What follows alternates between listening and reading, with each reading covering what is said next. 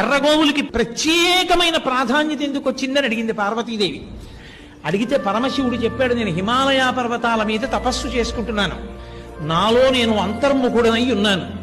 ఉండగా నా చుట్టూ ఆవుల మందలు చేరి అరుస్తున్నాయి. అరుస్తుంటే ఆ ఆవుల మందల అరుపుల వలన నేను బహిర్ముఖుడనయ్యాను.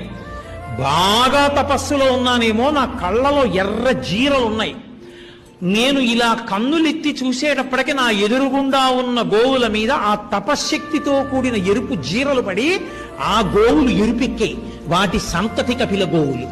అసలే గోవు, దాని మీద నా తపశ్శక్తి యొక్క ఎరుపు పడింది. అందుకే కపిల గోవు మరింత శక్తివంతం పార్వతి.